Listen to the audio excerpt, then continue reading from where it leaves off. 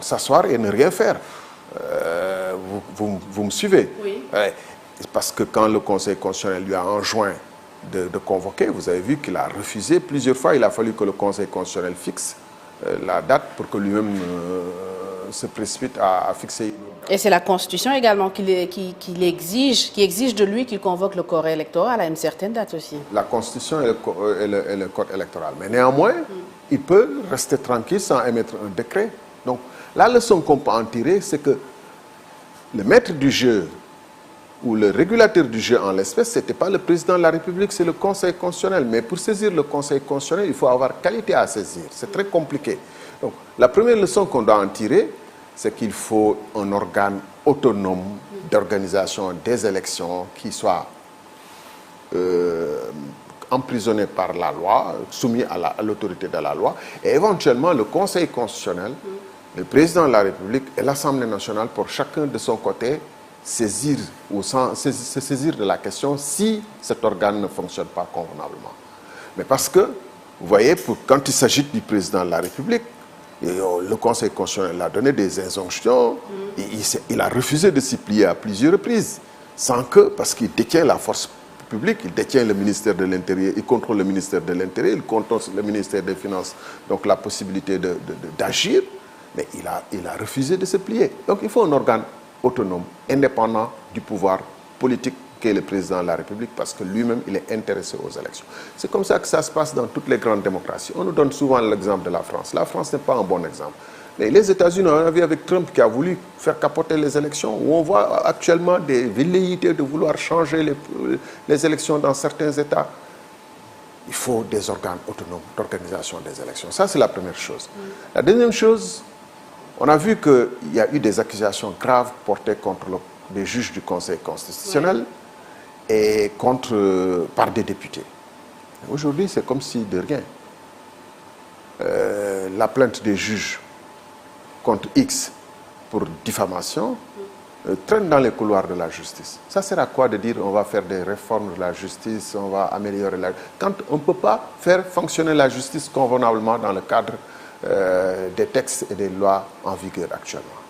C'est quand même une accusation très grave. Donc pour vous, il faudra d'abord, avant de réformer, avant de faire quoi que ce soit, régler au préalable cette question, la question de la corruption des juges du Conseil constitutionnel. De la supposée. De la supposée, vous avez raison, de l'accusation. Et moi, je n'y crois pas du tout. C'est une fable inventée par certains pour pouvoir bloquer le processus. Et justement, il faudrait qu'on investigue cette question parce qu'elle est essentielle pour nous permettre de voir quelles sont les réformes et les garanties à apporter pour que des situations pareilles ne puissent pas survenir. Pour que demain, des gens qui sont majoritaires à l'Assemblée nationale ne se soient pas portés à vouloir voter une loi constitutionnelle pour modifier la Constitution en plein jeu, pour changer les règles du jeu ou incriminer injustement des parties prenantes comme le Conseil constitutionnel. Ça doit être réglé. C'est une condition fondamentale, préalable. La troisième chose, et ça, je pense que, d'ailleurs, on doit s'interroger sur la volonté de nouvelles autorités de vraiment pousser la justice jusqu'au bout. Il y a des cas pendants comme ça, le juge Conseil constitutionnel qui porte plainte, le dossier traîne, alors que quand il s'agit de dossiers personnels, concernant par exemple le Premier ministre qui a fait l'objet, soi-disant, de diffamation par des éléments, ben, ces dossiers sont en mode accéléré. Entre le Premier ministre qui est nommé et qui estime avoir fait l'objet d'une diffamation qui le concerne personnellement, sur des questions dont on peut justifier, dont on peut discuter, parce que tout le monde sait qu'il s'est exprimé comme président de PASTEF. Okay? Entre le Premier ministre, en tant que personne, et les institutions du Sénégal qui sont entachées, le Conseil constitutionnel, l'Assemblée nationale, quelle est la priorité qu'on doit accorder pour solder ces problèmes? Donc, au sortir d'une pré-campagne, d'une campagne électorale où l'ensemble des peuples, la société civile, les universitaires, etc., la presse, tout le monde s'est mobilisé pour accompagner le changement et créer les conditions d'un véritable débat démocratique pour que le meilleur en sorte. Au sortir de ces élections, on s'attend à ce que, vraiment, ce débat, cette révolution sociale et politique qui était en œuvre, puisse être continué par des débats plus importants sur comment on va réformer l'ensemble du système. Comment on veut revenir, par exemple, sur cette loi d'amnistie, qui est un déni total de justice, qui est un micmac entre politiques pour pouvoir étouffer des dossiers. Alors, pour réformer le système judiciaire, il y a eu des assises de la justice. Mais madame, il ne faut pas qu'on... Je reviendrai sur la réforme de la justice, mais il ne faut pas qu'on se trompe. Le Sénégal et les Sénégalais ont demandé de réformer l'ensemble des institutions. Là-dessus, on ne va pas prendre comme à la carte un petit tiroir qu'on ouvre et sur lequel on va polémiquer sur le Conseil supérieur de la magistrature, sans savoir que le problème numéro 1 du Sénégal, c'est d'abord l'institution du président de la République, qui est hyper puissante et qui fait comme elle veut. La preuve, c'est qu'on vient de changer toute l'administration du pays, quasiment, l'ensemble des directeurs généraux, sur la base de la volonté d'un seul homme, qui choisit, qui il nomme, comme il veut. Ça a toujours été ainsi aussi. Ce n'est pas une explication, c'est pour ça qu'on voulait le changement. Oui. C'est pour ça qu'on voulait le changement. Et donc, l'ensemble des présidents, mais vous imaginez qu'une seule personne, même dans une entreprise de taille moyenne, il y a un DRH et il y a des processus de sélection pour le meilleur de l'entreprise, même dans une entreprise personnelle. Vous imaginez que Microsoft ou je ne sais pas quoi, ou CSE, il y a des processus, il y a des règles. Sur ce cas précis, le régime en place avait été élu sur la base de promesses d'appel à candidature à certains postes. Mais interpellé sur la question quand même, le président de la République a parlé de l'absence d'un cadre juridique qui permettrait de réguler tout cela. Cela veut dire que ça ne tient à rien? D'abord, je dois rappeler que c'est une demande qui vient d'être très fondue des Sénégalais qui aspirent au changement depuis au moins les assises nationales. Ça a été toujours acté dessus. Donc, ce n'est pas qu'une promesse qui est sortie de leur intelligence seule. C'est une question qui a été débattue. Et j'espère que quand ils l'ont inscrit dans leur programme, ils étaient plus ou moins préparés à ce qu'au moins la période de transition, les premières nominations, comment ils vont s'y prendre. Parce que c'est aussi facile de dire que oui, bon, on a promis, mais en fait, les circonstances, la réelle politique, ça a toujours été comme ça. Le cimetière des promesses électorales, ça a été toujours la réalité nous commande. Vous êtes élus pour changer la réalité, pour transformer la réalité. Si une réalité aussi simpliste, vous ne pouvez pas la transformer, eh bien, c'est que vous signez déjà votre échec. Vous êtes élus pour avoir de l'audace, de l'imagination, de la compétence pour changer la réalité. Je dois vous dire, oui. Les critères, si encore, je ne dis pas que tous ceux qui ont été nommés l'ont été nommés sur des bases simplement politiciennes. Il y en a beaucoup qui sont compétents, mais même par rapport à la compétence, c'est d'abord la proximité politique qui est mise en avant. Et la plupart des directeurs, il y en a beaucoup d'ailleurs qui ont fait le service du temps du PDS, du temps de l'APR, et qui n'ont pas les meilleurs bilans à offrir.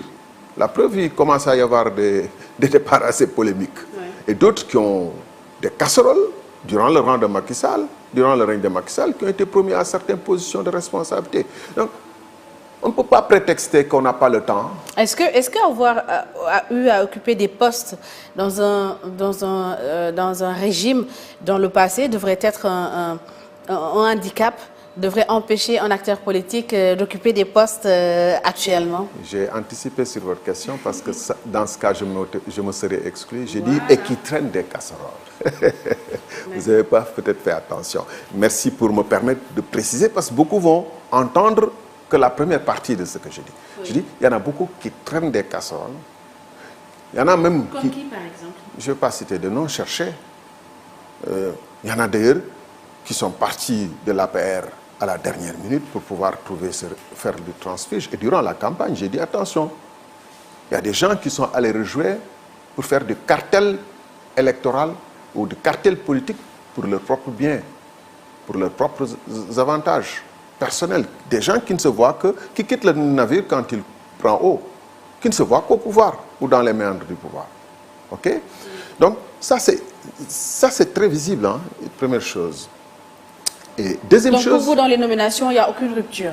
Deuxième chose, si on veut une rupture profonde, le débat aujourd'hui sur l'Assemblée nationale, la possibilité de changer le règlement de l'intérieur de l'Assemblée nationale, qui est un débat vraiment polémique de bas étage, aurait dû porter sur comment peut-on donner plus de pouvoir à l'Assemblée nationale pour, par exemple, comme dans certains pays, auditionner l'ensemble des gens qui sont dans certains postes stratégiques. Je ne dis pas l'ensemble des postes, hein, là également. Je dis, par exemple, vous voulez être aux États-Unis, vous voulez être chef d'état-major, vous voulez être même ministre de la justice. Parce que le ministre de la justice, il doit être relativement indépendant, ce qu'on oublie souvent. Sur des dossiers qui peuvent concerner le Premier ministre, le ministre, des membres du gouvernement, il doit être relativement indépendant. On devrait pouvoir en dire autant pour l'actuel ministre de la Justice. Hein. J'y reviendrai si vous voulez, mais laissez-moi terminer sur les principes. Oui. Aux États-Unis, le ministre de la Justice, avant d'être nommé, il est auditionné au Parlement. Le directeur du FBI, le directeur de la CIA, etc., etc., le chef d'état-major des armées. Parce que c'est le contrôle a priori et a posteriori de l'action de l'exécutif. Les différents juges du Conseil de la Cour de justice là, aux États-Unis sont auditionnés au Sénat. Donc, nous, dans le cadre des réformes fondamentales qu'on aurait pu apporter, et là aurait dû être le débat, comment on va donner à l'Assemblée nationale plus de pouvoir de contrôle, les commissions permanentes qui vont aller s'interroger sur le pétrole, par exemple. Il y a eu beaucoup de débats sur le pétrole. Depuis les contrats initiaux qui ont été noués jusqu'aux contrats de production pour construire les plateformes pour produire le pétrole, jusqu'aux contrats de vente du pétrole. Mais madame, vous pensez qu'on n'a pas le droit de savoir et d'auditer ce que les différents gouvernements font? Parce que le principe en République, c'est qu'on ne fait pas absolument confiance à l'exécutif. Et le contrôle du peuple sur son avoir, sur son avenir, sur ses ressources, s'exerce par le Parlement. Donc il faut donner la possibilité à des commissions permanentes qui sont dûment outillées et compétentes pour aller voir, mais les contrats de Sénélec qui font l'objet de beaucoup de polémiques, mais dans quelles conditions ils ont été noués? Pourquoi notre port n'est pas compétitif? Mais évidemment, le directeur général du port va vous dire non, nous avons des réformes, nous sommes parmi les plus compétitifs, va vous peindre le tableau en rose. Tous les directeurs généraux l'ont fait. Mais on n'est pas compétitif par rapport au port d'Abidjan. On n'est pas compétitif par rapport au port de Tema au Ghana. Donc, ou de San Pedro qui est en train de nous ravir la place. Donc, comment on fait pour que l'Assemblée nationale puisse se saisir de ces questions? Les fonctionnements de nos hôpitaux. Les Sénégalais se plaignent de manière générale. Ils ne sont pas satisfaits des services qui sont rendus. Donc, est-ce qu'il n'est pas nécessaire... Devrait-on en vouloir à l'exécutif ou au Parlement tout bonnement? Je dis, encore une fois, les réformes qu'on doit engager. C'est vrai que le Parlement a une grosse part de responsabilité, mais il ne faut pas oublier que le Parlement a toujours été une chambre d'enregistrement parce que le parti au pouvoir a souvent dominé. C'est dans les circonstances actuelles qu'on peut peut-être amorcer des situations, des réformes. Mais l'exécutif, le président de la République a été élu sur la base d'un mandat de réforme de l'ensemble de nos institutions. Donc, des projets sur améliorer le fonctionnement de l'Assemblée nationale, améliorer le fonctionnement de la justice naturellement, ou changer radicalement, améliorer le fonctionnement du président, diminuer les pouvoirs exorbitants du président. J'ai dit tout à l'heure, le président de la République, quand il a la possibilité de bloquer un processus électoral, quand il a la possibilité de nommer des juges constitutionnels comme il veut, quand il a la possibilité de convoquer l'Assemblée nationale dans des circonstances, il a trop de pouvoir. Et manifestement, ce plein de pouvoir n'a jusqu'ici pas servi au pays, mais a surtout servi à ceux qui étaient en position d'être président de la République, d'utiliser l'ensemble de ces ressources-là pour se maintenir au pouvoir et servir leur plan. Tiens, alors, Thierno Alassane Sall, 4 mois après l'élection de Bassirou Diomaye Faye et la nomination de son Premier ministre, l'Assemblée nationale, les députés que vous êtes attendent encore la déclaration de politique générale du Premier ministre, Ousmane Sonko. La situation serait due à l'absence de dispositions relatives au Premier ministre dans le règlement intérieur de l'Assemblée nationale. En tant que député, Thierno Alassane Sall, député non inscrit, vous n'êtes ni de l'opposition ni du pouvoir. Alors, en tant que député, comment appréciez-vous le fait qu'à un moment, le Premier ministre, qui lui-même a été député, ait avancé l'idée de faire sa déclaration de politique générale devant une assemblée populaire? Qu'est-ce que cela vous a fait en tant que député? D'abord, je dois préciser que non inscrit ne signifie pas être ni l'un ni l'autre. Moi, je suis toujours pour ou contre. Je suis Vous êtes dans aucun groupe parlementaire. Voilà, c'est ça. Ni de la majorité, ni de l'opposition. Mais manifestement, jusqu'ici, je me suis toujours inscrit dans une opposition assez claire et nette. Maintenant, pour revenir à votre sujet, vous avez bien fait de rappeler que le Premier ministre était député et qu'il était là quand ces modifications ou non-modifications sont intervenues. Je me souviendrai que nous, quand on est venu à l'Assemblée nationale, on nous a donné un règlement intérieur qui était censé avoir été voté antérieurement et qui correspondrait à la situation actuelle. Bon, première chose. Deuxième chose, avant de rentrer dans le vif dans la polémique elle-même, je dois dire que je trouve ce débat extrêmement regrettable. Quelles que soient les failles qu'il peut y avoir qu'il pourrait y avoir dans le règlement intérieur de l'Assemblée nationale, le plus important, c'est de comprendre aujourd'hui, comme je dis, après une élection présidentielle extrêmement intense, où beaucoup de secteurs de la société se sont mobilisés pour qu'on accouche d'une autre société, qu'on soit dans une forme de révolution qui continue, pour réfléchir tous ensemble sur comment transformer positivement cette société. Comment faire en sorte que l'Assemblée fonctionne mieux naturellement, mais comment faire en sorte que la justice, mais comment faire en sorte que l'économie délivre. Le débat actuel aurait dû être sur comment faire en sorte pour transformer numériquement le Sénégal.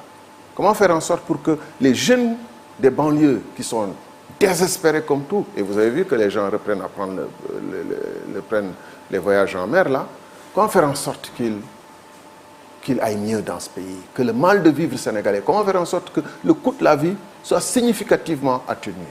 Ça aurait dû être ça le débat. Et que vraiment, sans fleurs rivalisent, comme on dit, pour qu'on trouve le meilleur Sénégalais, pour qu'on dessine ensemble le meilleur Sénégalais. Mais on est dans une polémique sur... Le débat, c'est quoi? C'est comment on va débattre à l'Assemblée nationale. Vous vous rendez compte? On est en train de dire comment on va organiser le débat à l'Assemblée nationale. C'est ça le débat. Mais comment dirais-je, c'est tellement puéril. Excusez-moi. Et maintenant, c'est un faux problème. Il s'agit quand même des textes de l'Assemblée nationale. C'est un faux problème. La Constitution dit, et je peux lire chaque mot, ce qu'il dit. La Constitution dit que le président de la République, le Premier ministre, après sa nomination, article 55, fait sa déclaration de politique générale qui peut être suivie d'un débat.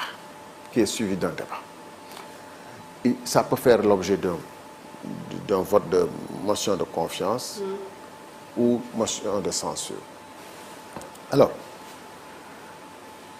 le débat, les textes actuels de l'Assemblée nationale disent, je dois rappeler que dans l'ancien règlement intérieur de l'Assemblée nationale, la seule disposition qui concernait la DPG était à tout point de vue conforme à la Constitution.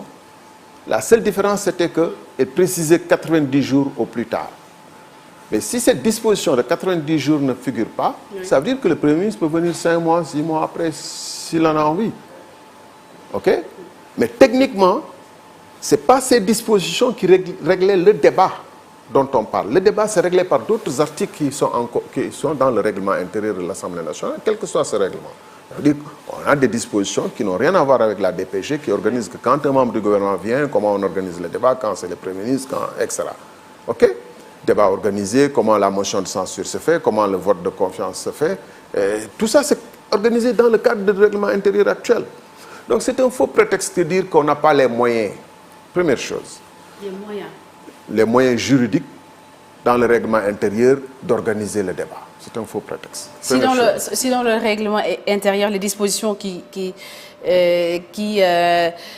concernaient le Premier ministre ont été supprimées, l'Assemblée nationale, en gros, si je comprends les explications du Premier ministre ou de ses proches, ne reconnaît pas le Premier ministre du Sénégal. Non, c'est faux. L'Assemblée nationale parle du gouvernement et je pense que le Premier ministre est membre du gouvernement.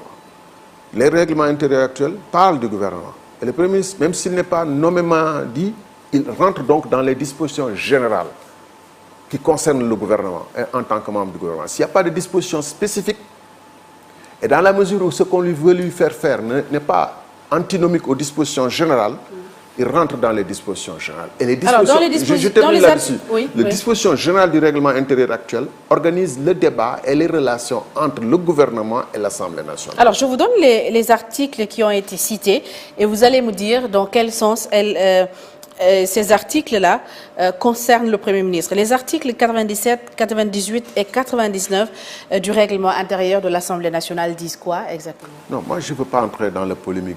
Je l'ai fait avec mes collègues députés, je l'ai fait avec des gens de la société civile qui étaient venus nous voir. C'est pour éclairer la lanterne des Sénégalais. J'ai dit, l'article 97 dont il parle est à tout point de vue conforme à la disposition de l'article 55 de la Constitution. La seule chose qu'on y a ajoutée, que pourrait invoquer le Premier ministre, c'est le délai de 3 mois. Si on ne lui fixe plus de délai, parce qu'il considère que cet article n'existe pas dans le cadre de l'actuel règlement intérieur, c'est qu'il n'est soumis à aucune contrainte de délai. Mais dans le règlement intérieur,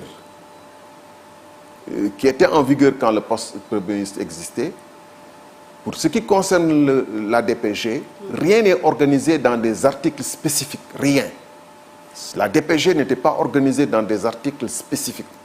L'article qui était spécifique à la DPG ajoutait simplement par rapport aux dispositions de l'article 55 de la Constitution en disant que cette déclaration doit se faire dans les 90 jours. S'il ne se sent pas soumis dans les 90 jours, il peut venir dans 6 mois s'il veut. Première chose. Et deuxième chose, quand il y a un vide sur cette question-là, on se soumet. Je dois préciser mon idée de tout à l'heure, c'est que le débat et l'ensemble des relations entre le Premier ministre et le Parlement, ou le gouvernement et le Parlement, ne sont pas régis par des articles particuliers qui sont propres à la DPG. Non, c'est des articles à part qui parlent de comment le gouvernement saisit l'Assemblée, comment ils viennent en débat, comment on organise les débats au niveau de l'Assemblée nationale. Or, la DPG est un débat, comme tous les autres débats. Donc, il y a bien les articles nécessaires et pertinents pour organiser un débat, même si le Premier ministre n'est pas nommé intitulé personnel, puisqu'on dit le gouvernement, il est membre du gouvernement. Deuxième chose. Et troisième chose, le plus important, vous l'avez dit tout à l'heure, quand la Constitution vous enjoint et qu'il y a des problèmes, ce qu'on attend d'un gouvernement qui veut faire avancer les choses et qui vient de s'installer, c'est créer les conditions d'un apaisement et d'un dialogue, pas de conflit. OK? Oui. Et donc, d'aller vers le président de l'Assemblée nationale en toute courtoisie, parce que la courtoisie fait partie de l'élégance de la République et de l'efficacité. C'est ça la diplomatie. On parle de diplomatie vis-à-vis des pays externes, mais d'abord ça doit commencer à l'intérieur de notre pays. Saisir le président de l'Assemblée et dire qu'il y a tel problème, comment on le règle. Et pour moi, il n'y a pas de problème. Mais surtout, le plus grave, ce n'est pas ça.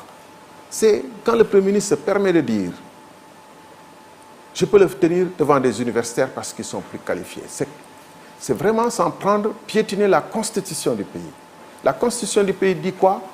Vous êtes Premier ministre, vous êtes élu pour que votre politique que vous voulez faire, qui doit être sous le contrôle de l'Assemblée nationale, contrôle a priori de l'Assemblée nationale, pour savoir si ce que vous voulez faire est conforme aux intérêts du pays. Et ne pas attendre que vous déroulez un programme ou une politique qui s'avérera à la longue catastrophique. Vous allez vous soumettre à des élus qui vont, eux, vérifier, voir si votre programme est bon et vous accompagner en votant les lois et les budgets. Bien, le Premier ministre dit, les députés, ils ne sont pas compétents. C'est ce que vous avez compris? Non, c'est ce qu'il a dit. Je peux le faire devant des gens plus compétents. Si c'était la seule compétence, le critère de choix, mais pour faire un programme politique, on ne demanderait pas à un parti politique comme PASTEF de le faire, on s'adresserait peut-être aux universitaires, en demandant aux recteurs des différentes universités de nous donner les meilleurs, aux hommes d'affaires, aux paysans, de faire le programme pour le pays. Parce qu'assurément, parmi ces gens-là, il y en a de loin plus compétents que le Premier ministre. Donc, la Constitution ne dit pas que le critère, c'est un critère de savoir académique ou de compétences techniques. C'est un critère de légitimité démocratique parce que les députés sont les représentants du peuple élus du peuple. Et ça, pour quelqu'un qui n'est même pas élu, qui se permet de tutoyer l'Assemblée nationale de cette façon, tout en exigeant d'ailleurs des autres qui lui parlent le respect, c'est quand même assez grave. le plus grave, et c'est là où je voulais en terminer, c'est quand on a interrogé le président de la République, qui serait le garant du bon fonctionnement des institutions, et là on a une situation de blocage. Apparemment, il a même des problèmes pour donner une injonction à son Premier ministre. D'abord de parler plus correctement aux gens. Il a tout de même demandé au Premier ministre de surseoir à sa décision de faire sa DPG devant une assemblée. Attendez, j'arrive. Sous le ton presque de supplique. Mais vous savez, il s'est senti obligé. C'est-à-dire que les rapports qu'on voit, c'est comme si c'était un rapport inversé. C'est le Premier ministre qui serait véritablement l'autorité centrale et le président de la République l'autorité subordonnée. Parce que voyez-vous, quand il dit d'ici 5 ans, je vais faire en sorte qu'il soit élu. Voyez-vous ce que ça me donne à penser, c'est cette fameuse maxime que les gens disent. Les hommes d'État pensent aux générations futures, pensent que notre constitution et notre règlement intérieur et beaucoup de nos textes comportent des lacunes. Je viens de vous évoquer l'impossibilité pour l'Assemblée nationale d'assurer le vrai contrôle sur le fonctionnement de l'exécutif. Il faut s'asseoir tous ensemble. Et c'était ça le sens de la commission de réforme des institutions et des engagements pris par le président de la République. Pas seulement sur le Conseil supérieur de la magistrature, mais sur l'ensemble des institutions du pays. Donc, dans leur programme, ils disent qu'ils vont respecter certaines recommandations. J'arrive. Non, j'arrive. Je termine. Les hommes d'État pensent aux générations futures. Essayez de voir, dans le contexte actuel, dans cette situation d'état de grâce, comment on peut amorcer une dynamique qui va durer pour modifier l'ensemble de ce qui ne va pas dans le pays. Mais les hommes politiques, ou le politicien, lui, il pense à la prochaine élection. Que mon souci, ce n'est pas les gens de la banlieue. Mon souci, ce n'est pas les gens qui se noient en mer. Ce n'est pas les taximans qui font la grève. Mon souci, c'est la prochaine élection présidentielle. Et c'est d'ailleurs ça qui explique que beaucoup de choix de directeurs généraux, de machins, soient faits en fonction d'orientation. Est-ce que dire que j'autorise le Premier ministre à lorgner mon fauteuil voudrait forcément dire je ne me soucie pas trop de ce qui se passe, tout ce que je veux c'est le faire élire dans 5 ans? Et ça, c'est malheureux même d'avoir ce genre de débat. Dans un pays où on sort d'élections extrêmement graves, où, encore une fois, il y a une loi d'amnistie qui a été faite dans des conditions qui défient la justice, qui défient le bon sens, où les gens sont en attente extrêmement importante. Le débat qu'on serait en droit de s'attendre aujourd'hui, c'est comment transformer qualitativement le Sénégal. J'ai rencontré l'autre jour à l'université de Dakar des jeunes qui ont fini leur BTS en informatique, qui veulent faire licence 1, qui n'arrivent pas à s'inscrire alors qu'on leur avait promis. Et il y a d'autres générations qui arrivent derrière eux. Vous voyez, l'UVS, les gens, ils font 5 ans pour faire une licence. Dans bien d'autres d'ailleurs instituts, je parlais de l'UVS, mais dans bien d'autres instituts et universités. Vous voyez, 80 000 jeunes viennent d'avoir le bac. Le souci principal, c'est est-ce qu'ils vont trouver une orientation des chambres, etc. Le paysan qui est dans la brousse là, c'est les semences, c'est l'engrais, etc. Mais dans ce cadre-là, c'est totalement décalé et irréaliste de vouloir parler de ce genre de questions. La question majeure, centrale aujourd'hui, c'est nous avions promis des changements importants. Voilà ce qu'on est en train de faire pour améliorer votre vie. Voilà ce qu'on compte faire. Voilà ce qu'on fera. Alors, Thierno Alassane Sall, en attendant la déclaration politique générale du Premier ministre, en tant que député, que vous inspire l'idée d'une dissolution de l'Assemblée nationale? La dissolution de l'Assemblée nationale, ça, dès que l'Assemblée a été installée en septembre 2022, tout le monde savait qu'elle aurait peut-être une durée de vie de 2 ans maximum. Quel que soit le cas de figure, après l'élection de 2024, le président qui s'est élu, qu'il soit de l'ancien régime ou du nouveau, devra se donner une majorité plus confortable. Ce serait ses objectifs. Donc là-dessus, il n'y a aucun problème. Et en tant que député, qu'est-ce que cela vous fait qu'une partie de votre mandat de député soit exposée à la volonté d'un président de la République? Aucun problème. C'est la Constitution, c'est la Constitution qui en dispose et qui donne ce pouvoir au président de la République. Maintenant, ce qu'on peut se dire, et c'est ça le débat qui est important, pas de débat personnel, de sentiments.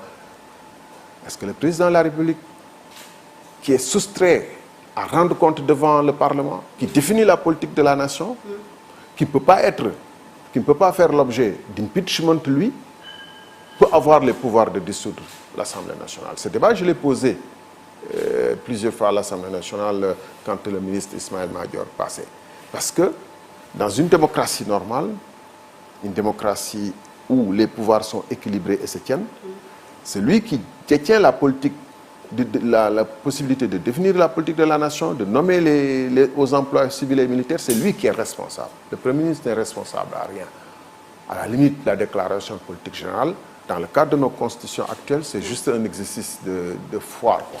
C'est pourquoi il pense pouvoir le faire ailleurs. C'est juste un exercice de show politique. Mais en rien, le Premier ministre ne définit la politique de la nation, en rien il ne fait la politique générale, et en rien il ne peut modifier cette politique si les députés n'étaient pas d'accord.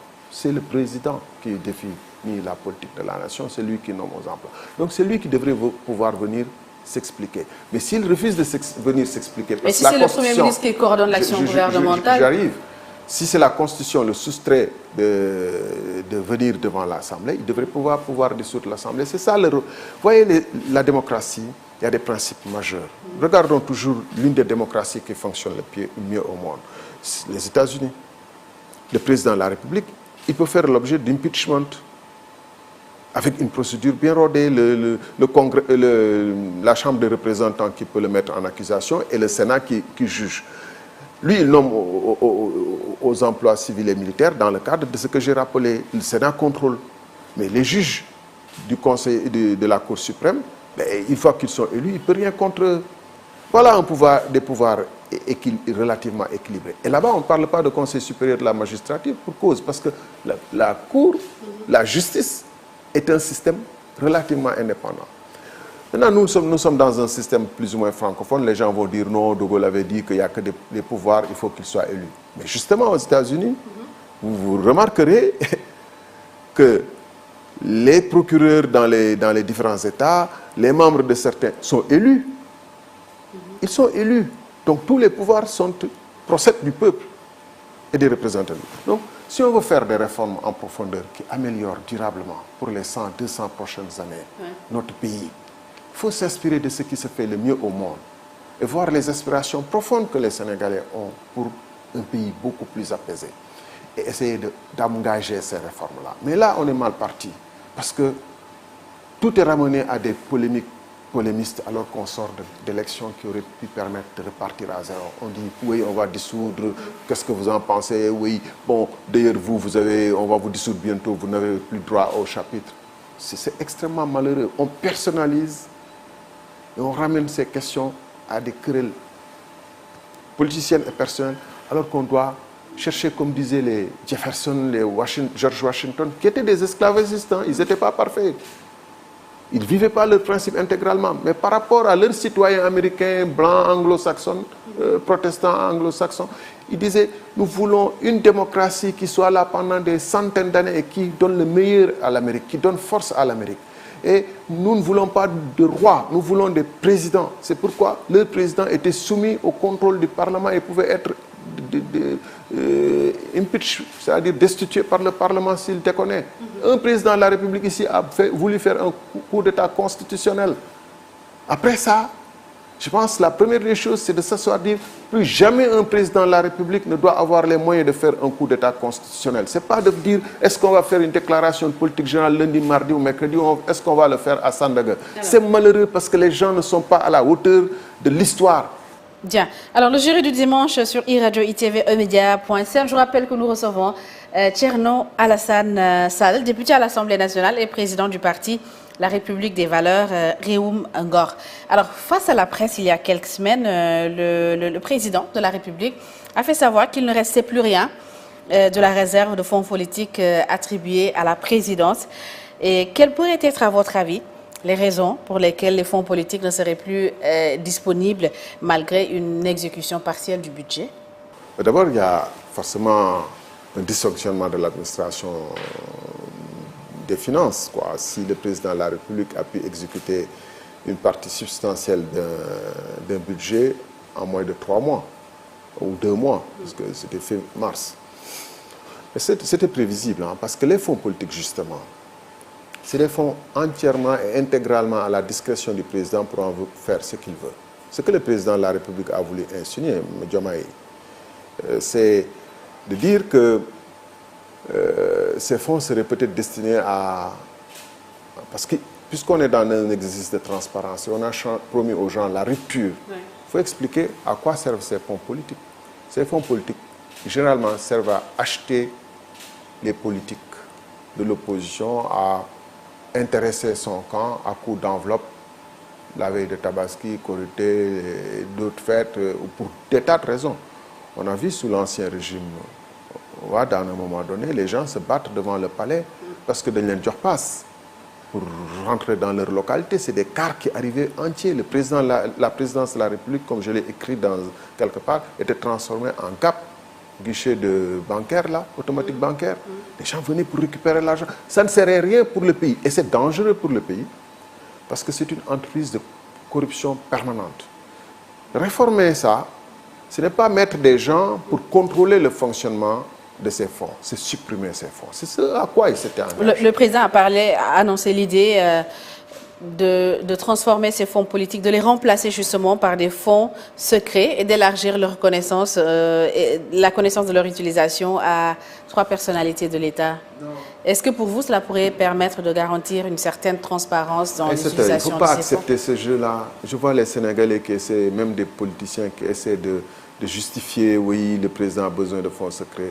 Non, ces fonds politiques, c'est pour corrompre, point. On a vu d'ailleurs à la présidence de la République, même sous Macky, quelqu'un qui était allé là-bas, qui avait vendu justement, qui avait disparu avec les listes de Yewwi. Et on l'a vu photographier avec une grosse enveloppe à ses pieds. Tout le monde sait ce qu'il y avait dans cette enveloppe. On a vu un ancien ministre, on l'a interrogé, pourquoi vous avez 900 millions dans votre compte? Il dit, c'est le président qui m'a donné. Tout le monde sait que cet argent sert à donner à qui il veut. Nous, Assemblée nationale, quand on vote, ça fait 2 ans, chaque fois qu'on vote le budget, c'est écrit fonds sécurité, on demande qu'est-ce qu'il y a dans ces fonds sécurité, c'est quoi? Le président, l'État du Sénégal est organisé de manière à ce que s'il y a des fonds destinés à acheter des espions, à faire des opérations spéciales, c'est logé dans les instances ou les institutions, les organisations qui gèrent ça. On a un directeur du renseignement qui utilise des espions ici et partout, mais il les paye lui-même. Et le président n'est pas censé les connaître. N'est pas censé connaître de qui il s'agit, comment, pour la protection de ses sources. Parce que le président peut changer. Parce qu'il peut devenir un opposant. Parce que, extra, vous voyez, aux États-Unis, on a reproché au président Trump, justement, d'avoir emporté avec lui des documents confidentiels qui comportaient des noms peut-être d'espions ou de localités. Le président n'est pas censé avoir par devers lui la liste de ceux qu'on paie et comment on les paye. Le chef d'état-major général de l'armée a des renseignements, les renseignements militaires. C'est lui qui dispose de la cagnotte qui permet de gérer comment ces renseignements fonctionnent, ainsi de suite. Les gens de la gendarmerie, la police, pour savoir qui vend la drogue dans ce pays, payer les différentes sources qui informent la police, les informateurs ou les indicateurs, comme on le dit. Ce n'est pas le président qui met donc, qu'on arrête. Ce qu'on attendait justement, ce n'est pas que l'actuel régime utilise les mêmes explications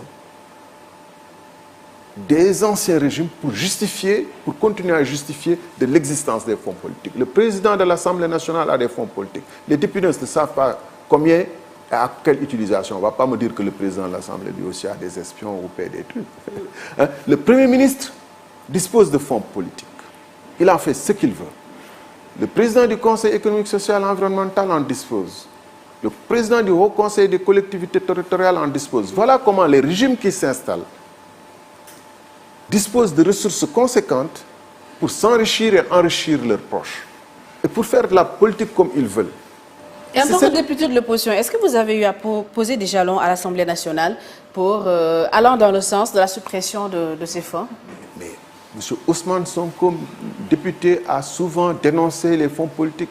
M. Guy Marius Sagna a dénoncé souvent les fonds politiques et les autres membres de... Moi-même, j'ai dénoncé du haut de la tribune régulièrement. Mais vous savez, l'Assemblée nationale, comme je dis, c'est pour ça qu'il faut une réforme importante. L'Assemblée nationale, c'est contrôlée par un bureau. Ils font ce qu'ils veulent, ils sont tout puissants. Après, le bureau, il y a les membres des présidents des groupes parlementaires, la conférence des présidents, c'est eux qui décident comme ils veulent. Même le budget de l'Assemblée nationale, la commission des finances de l'Assemblée nationale et la commission du contrôle budgétaire de l'Assemblée nationale ne savent pas à quoi sert, ligne par ligne, chapitre par chapitre, le budget. C'est à la discrétion de 3 ou 4 personnes. Ces gens ne vont pas demander au président de la République de leur expliquer à quoi servent les fonds politiques ou sucrer les fonds politiques du président de la République. Je te tiens par la barbichette, vous me tenez par la barbichette, je gère vos intérêts. C'est ça qu'on a promis de changer. En France, il y avait des fonds politiques jusqu'à Jospin. Il les a supprimés purement et simplement. Vous vous souvenez qu'aussi au ministère de l'Intérieur, il y avait des fonds politiques. En dehors des fonds, le directeur de cabinet du ministre Kayan, là, je ne veux pas nommer de nom, il a fait l'objet de difficultés parce que c'est des enveloppes qu'on donnait à des personnes, 10 000 € par mois, 5 000 €, 1 000 € à des personnes etc.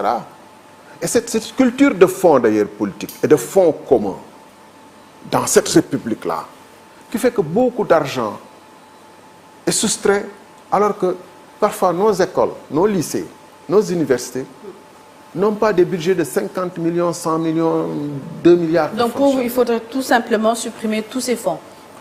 En tout cas, les fonds politiques logés à la présidence de la République, vous savez, sous à la présidence, au Conseil économique et social, partout, il faut au Conseil, supprimer. à l'Assemblée nationale. Oui, et je disais, parce que c'est source de corruption. Et c'est source de distorsion dans le fonctionnement de nos institutions, de déséquilibre même dans les rapports de force politique. Je disais, à titre anecdotique, il y a un président, le vendredi, quand les gens allaient prier, on fermait les couloirs de l'Assemblée nationale, du palais, la partie, pour débarquer des sacs d'argent. Vous savez qui gère ces sacs d'argent? Et c'est malheureux. C'est un aide de camp. Vous entrez dans le bureau du président, il dit, bon, passez voir l'aide de camp, et il vous fait une enveloppe, il vous fait un mot, vous passez récupérer 5 millions, 10 millions. Et c'est ça la vérité. Il faut que... Moi, j'étais au cœur de l'État. Hein. J'étais ministre, j'étais membre du Conseil de sécurité nationale. On ne me le raconte pas. On ne me le raconte pas. On peut dire ça aux Sénégalais lambda qui vont croire, mais ce n'est pas comme ça que ça fonctionne. Il est temps, si on veut que ça change, vraiment, les gens qui sont élus, nous tous, nous venons de loin, nous venons de pays, de l'intérieur du pays. J'ai entendu le président Diomaye avec un discours poignant sur Dengaler, les paysans qui souffrent, etc. Il a l'opportunité, et je le lui souhaite vraiment, il a l'opportunité d'apporter une touche à un changement profond du pays.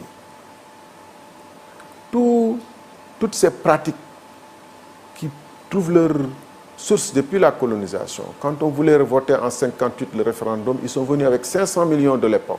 Ils ont distribué à beaucoup de personnalités politiques religieuses pour que le pays puisse voter conformément à ce que De Gaulle voulait, le oui au référendum de 1958 ici au Sénégal. C'est ça les fonds politiques que les gens gèrent. Alors, lui, il a la possibilité, venant de loin,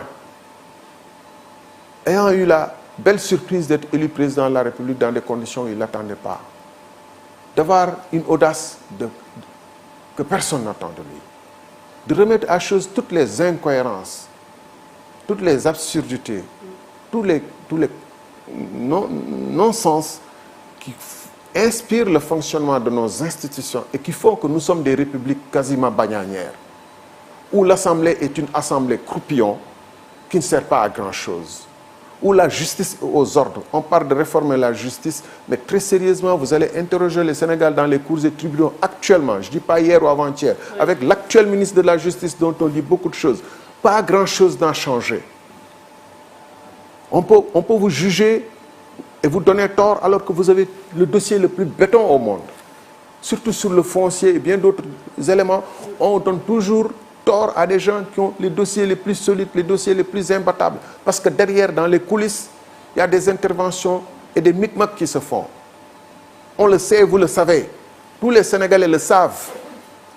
Sur quoi vous vous basez pour dire cela? C'est un vécu quotidien. C'est assez grave quand même. C'est pas grave. Allez vérifier. Pourquoi un juge a dit « je démissionne d'une justice qui a démissionné » Pourquoi le Premier ministre actuel, qu'est-ce qu'il n'a pas dit sur la justice quand il est dans l'opposition? Vous croyez que comme un coup de baguette magique, tout a changé parce qu'il est arrivé? Qu'est-ce qu'il n'a pas dit sur les juges? À tort ou à raison? Mais nous avons tous, par nous-mêmes ou par des proches ou par des dossiers qu'on connaît, mais on sait que la justice dans ce pays est défaillante. Si elle était performante, ça se saurait. Ce n'est pas des réformettes en haut il faut avoir le courage de s'attaquer aux questions à la base. Alors, nous allons terminer par la question électorale. Thierno Alassane Sall, vous êtes encore dans l'opposition. Y a-t-il des axes de réorganisation que vous envisagez justement au sein de l'opposition pour les prochaines séances électorales? S'il y en a, vous le verrez. Vous pouvez nous dire, hein? Non, mais vous le verrez. S'il y a des tractations. Bon, tractation, c'est un mot un peu... Non, les gens ont le droit de se concerter, ils se concertent certainement. Bon, si aller, les résultats seront visibles au grand jour, assez bientôt. Devrait-on s'attendre à un front commun de l'opposition? Moi, d'abord, je demande à voir qui est dans l'opposition, qui n'est pas dans l'opposition, qui est avec le pouvoir, qui n'est pas dans le pouvoir. Ça, les faits le montreront assez bientôt. Disons que je sais qu'il y a des concertations en cours à gauche et à droite. Ça ne veut pas dire que forcément je suis impliqué, hein, ou que je ne suis pas impliqué. Oui. Mais je sais qu'il y a des... Ça a toujours été comme ça, hein, les gens se concertent. Hein. D'accord. Dans votre parti également, il y a une saignée, une certaine saignée. Vous êtes en train de perdre certains de vos responsables dans certaines localités. Qu'est-ce qui explique cette situation au niveau de votre parti? Vous aurez remarqué qu'il y a une forte volonté de faire de la propagande sur ces départs. En réalité, c'est des gens qui n'étaient plus avec nous depuis avant les élections, ou qu'on avait mis sur la touche. Et c'est comme ça dans toutes les organisations, tous les partis, Ce n'est donc en rien lié au résultat de la présidentielle ou à la situation actuelle? Non, par exemple, pour le dernier cas qui essaie de faire des débats sur la télé et les radios, moi-même, ça fait bien avant la présidentielle, j'avais coupé tout contact avec moi, de mon propre chef. Bon, maintenant, les gens peuvent après aller sur les plateaux, faire de l'exubérance, parler. L'autre qui essaie d'organiser par séquence des départs, un petit groupe qui chaque jour, chacun sort. Également, c'est la même chose. Je pense que, en tout état de cause, notre posture, nous, de valeurs et de principes, c'est vrai que ce n'est pas facile à porter. C'est pas facile d'avoir des principes, d'être conforme à soi-même, de ne pas faire l'objet de var ou de reniement. Ce n'est pas toujours facile. Ensuite, quand des contextes comme ça se présentent, il y a toujours des gens qui pensent qu'ils peuvent aller à la soupe, pour parler plus élégamment. Alors bon, mais il y a aussi, on le dit moins, quand ces gens arrivaient, ils n'ont pas fait de conférence de presse pour dire qu'ils arrivaient. Il y a d'autres qui arrivent. Au-delà de ces sorties, il y en a qui arrivent. Ils ne font pas de conférence de presse pour dire que nous voilà. Mais en tout cas, le plus important, et c'est par là peut-être si la fin arrive, je voulais terminer. Nous avons, je le répète souvent, et je pense que c'était aussi le point de passif et de tous les partis qui aspirent au changement dans ce pays. Nous avons dit, nous nous inscrivons dans la génération de ceux qui veulent que le Sénégal soit un Sénégal radicalement différent. Moi, j'y crois et je crois que c'est possible. C'est le sens de mon engagement politique, c'est le sens de ma vie. Vous avez dit tout à l'heure, j'étais directeur général. Il faut savoir que j'étais d'abord représentant de l'ASECNA au Sénégal. Et j'ai eu des problèmes avec le régime d'époque sur des positions de principe. Je crois que ma vie, je l'ai inscrite dans le sens des principes et des valeurs.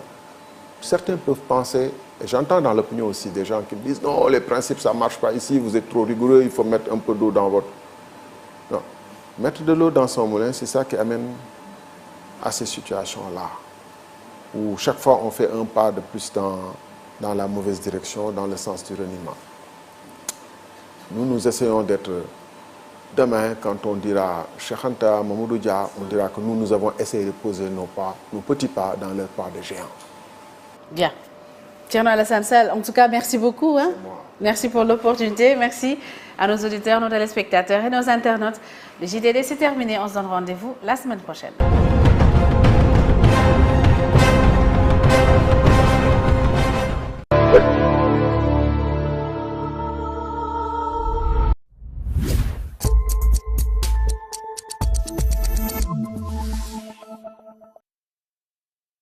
Adja liisal bi doy na. Bouba fayal télé bi sooy génn. Fatou del programme clim bi ndax su seddee mu fay. Pape yow ubbi tëj tëjal congélateur bi. Anta nekkoo si néeg bi del fay lampe bi ngir yàlla. Gérard bés bu ne fóot benn caleçon benn sous-vêtement benn kawas doy na. jéem leen a tàmm doxalin yi tax ngeen di mën a wàññi seen consommation te fexe di tàmm jumtukaay yuy yaxanal courant gi ngir fay bi bañ a diis ci seeni poos.